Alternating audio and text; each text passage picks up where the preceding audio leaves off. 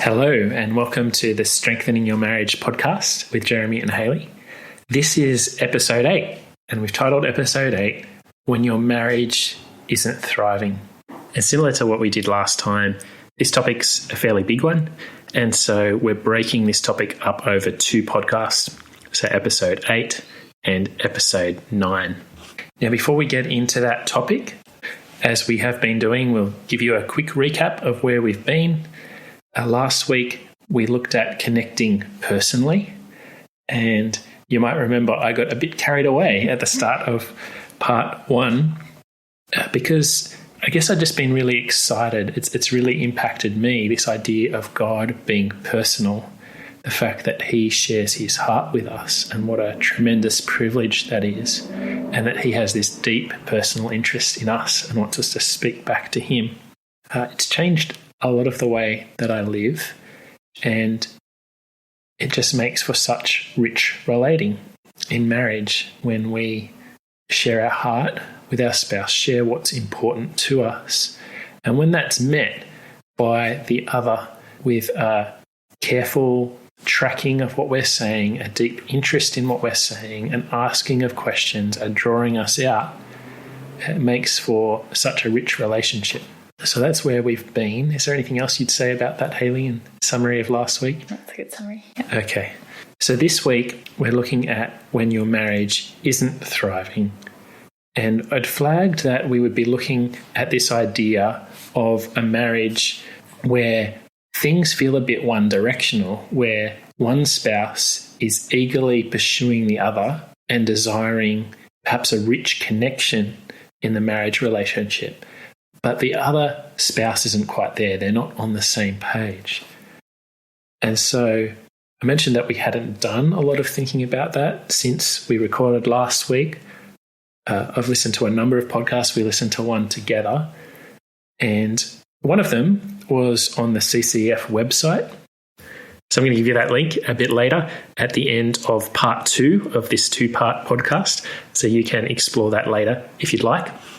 And what was interesting was that each of the 3 people involved in that conversation in the podcast knew what it was like to be in their own marriage and to have seasons of not thriving, but then also being involved in helping others.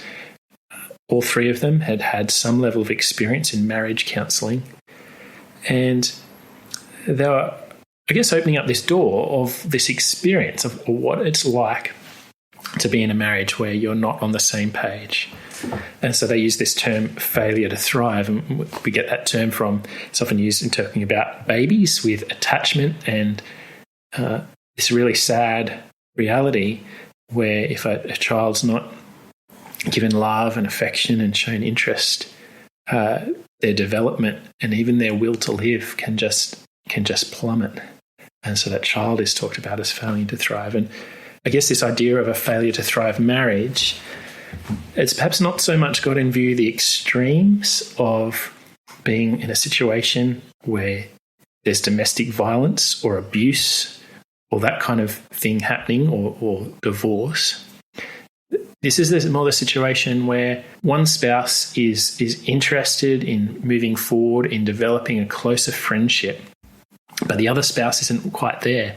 And it could be that there's a difference in worldviews. Perhaps one partner is a Christian and the other is not. And so there's maybe a lack of being on the same page there. Or it could be that they're both Christians, but just not really functioning on the same wavelength. Hayley, how would you describe it?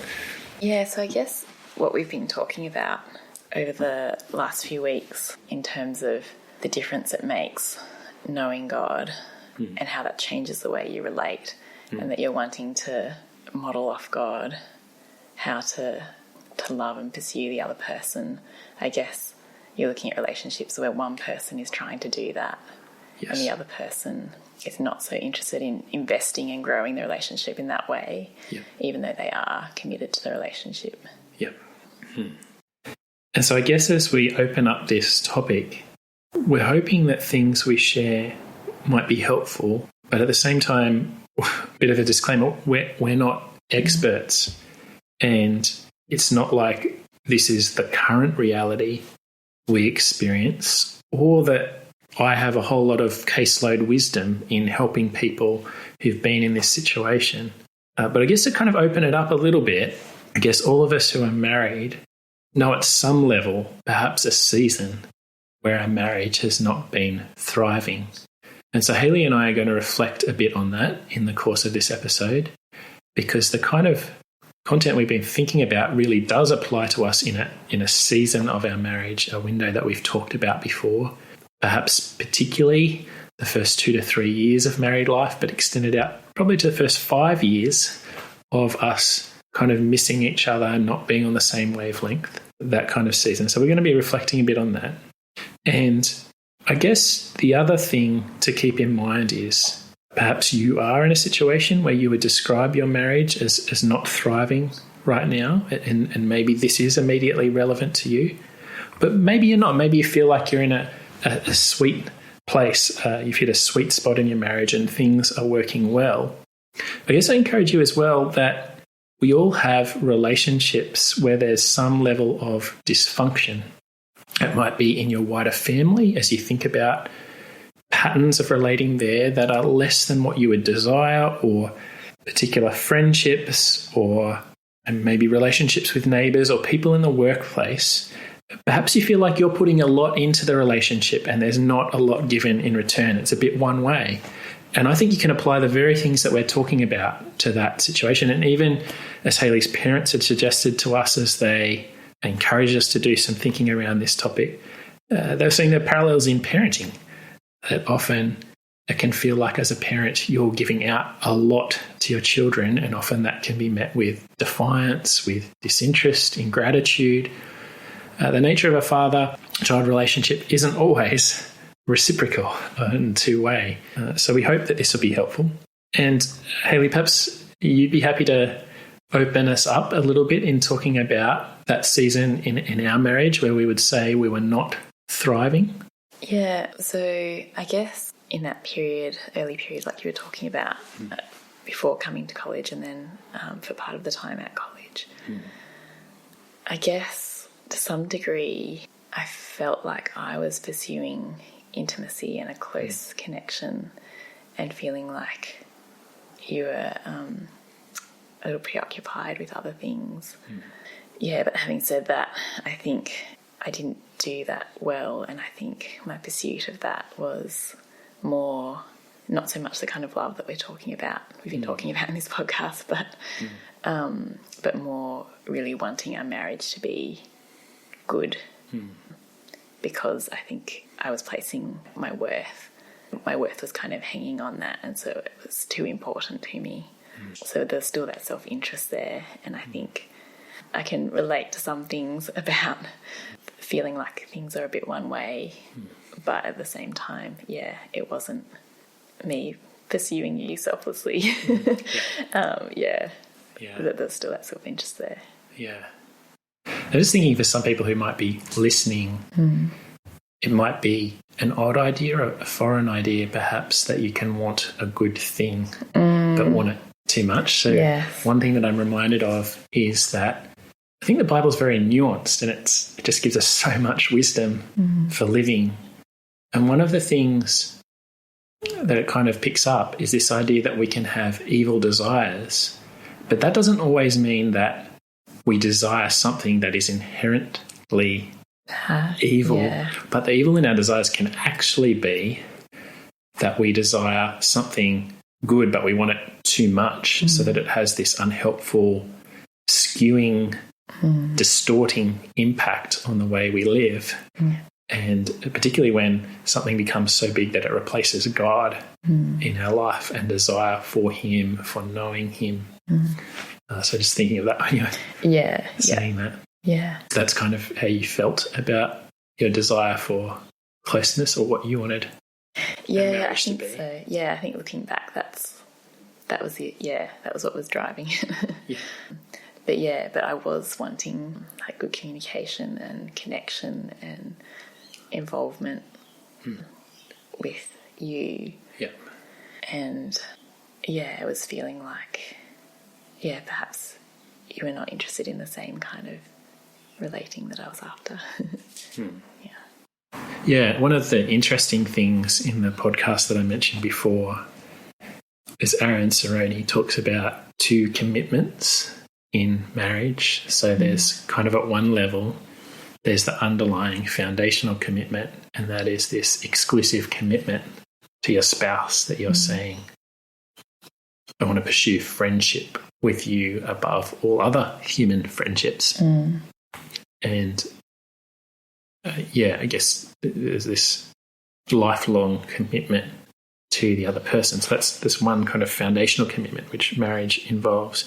But then you're saying there's also this other secondary kind of commitment that is not just I'm married to you and not to anyone else, but it's I want to know you, I'm going to pursue you, I'm going to want closeness. Yeah. And so he's saying that lots of marriages have the first commitment, and some people are not looking to divorce, or they've still got the reality of their marriage on the table. They're not thinking of an alternative, but they don't have that second commitment of really wanting to know the other person, and maybe they're not working hard on actively developing the relationship and wanting it to grow. And I guess that probably describes fairly well, I think, where I was at in that season. So there was that foundational commitment.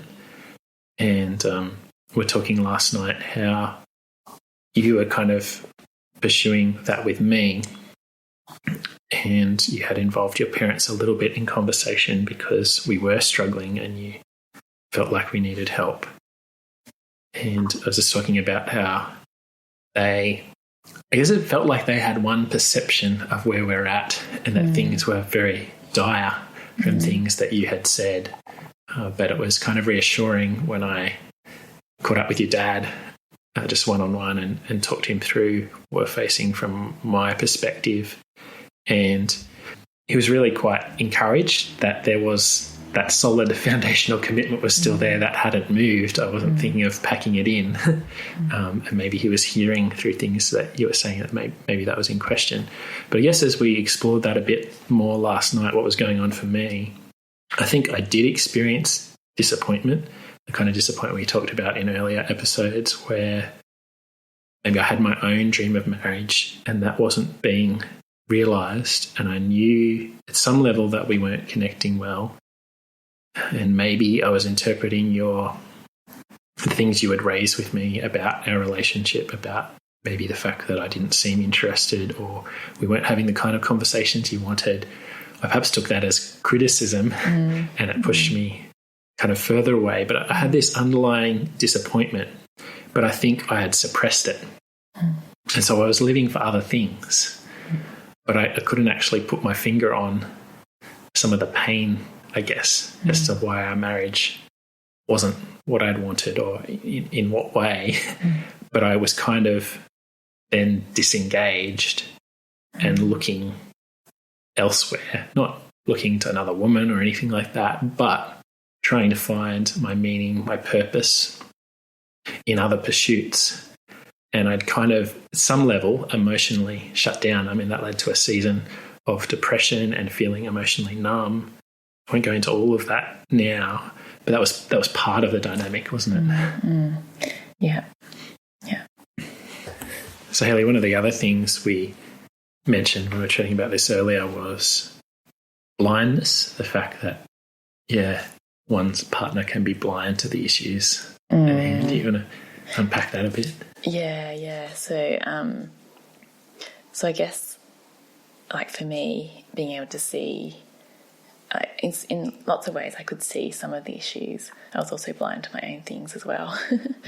But I could see some things that you couldn't see. And I guess the temptation then was to try and force you to see what I was thinking would be good for our relationship and wanting to, make things happen. And I guess that's the temptation when you are wanting things to work well and you are wanting good things for your relationship but wanting it too much. The temptation is to try and force it to happen. But the reality is that, like we were saying before, with a lot of things in our marriage, we just needed sight. And that wasn't something that we could produce ourselves. That was something that God gave us over time. And until we could see, we couldn't do anything about it.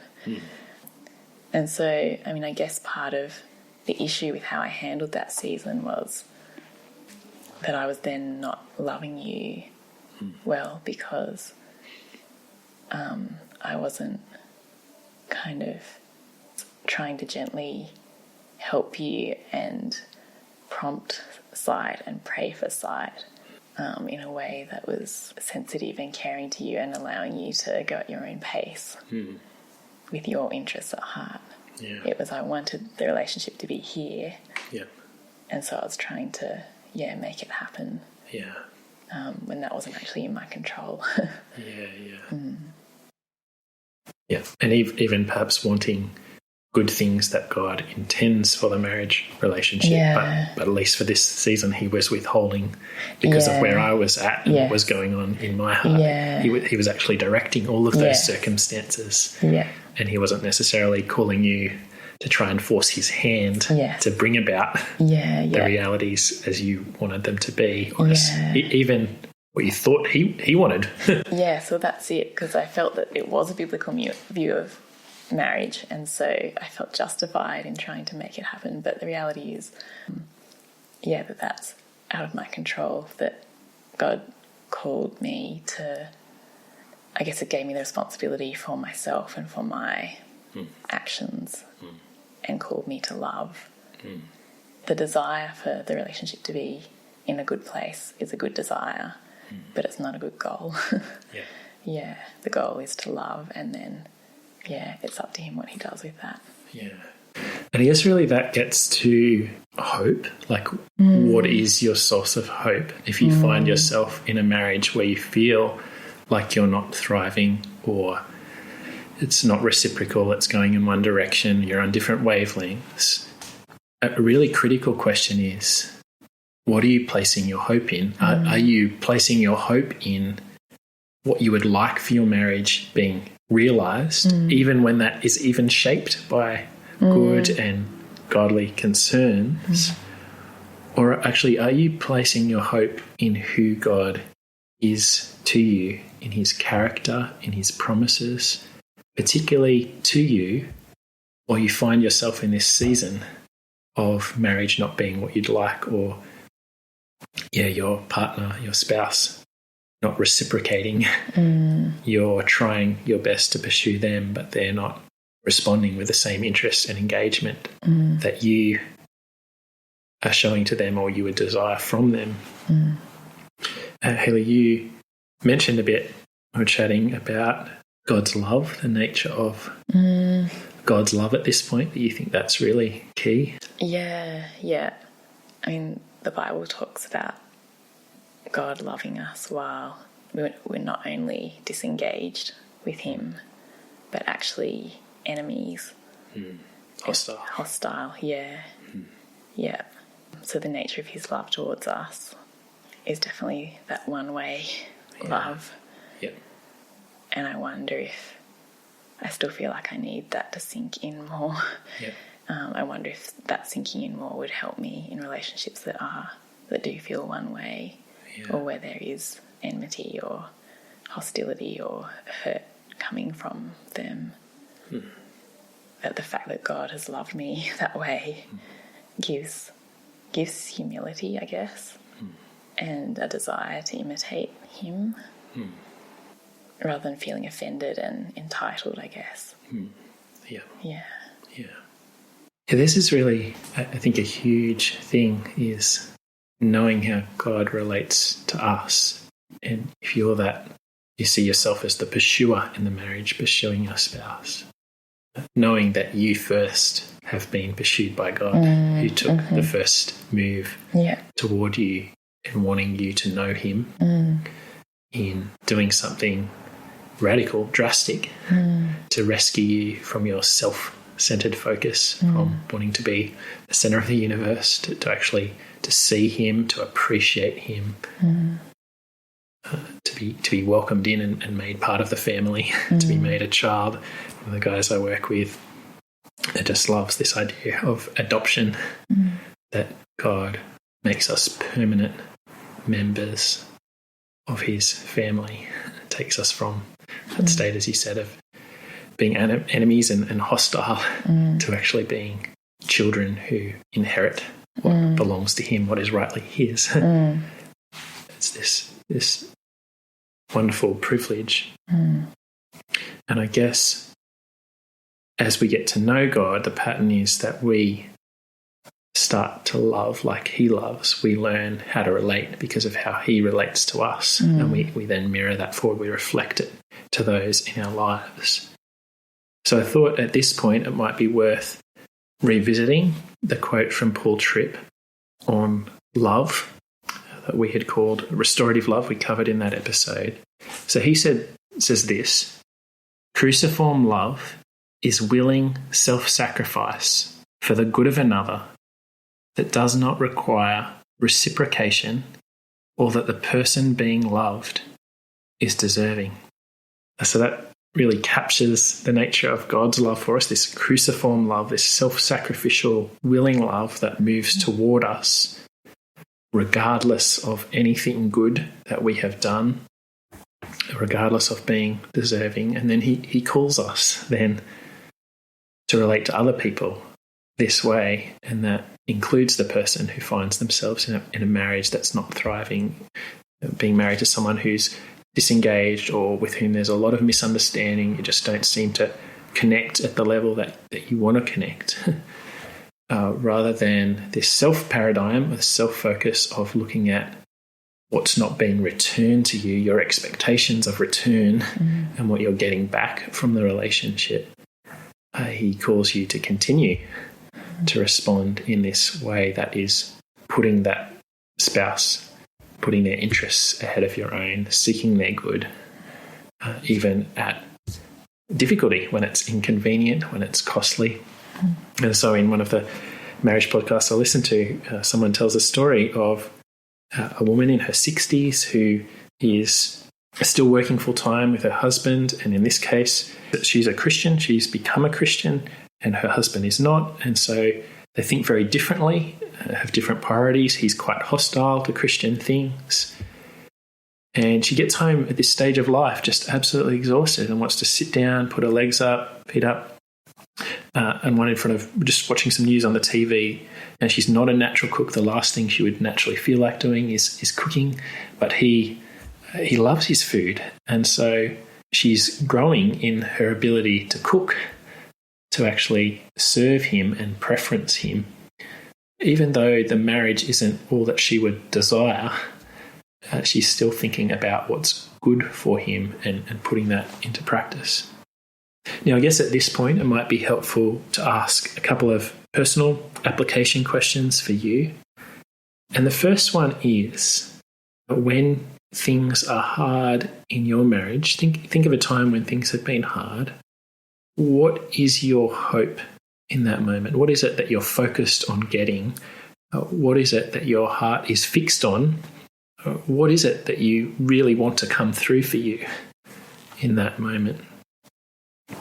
And then the second question is, what would it look like for you to hope in God in that very moment when your marriage is hard, for you to be looking to him and seeking to be his representative to your spouse, to love the way that he loves? It'd be great if you could nut out some practical ideas of what that would actually look like for you. This is a good spot to break this episode. This is the end of When Your Marriage Isn't Thriving Part 1.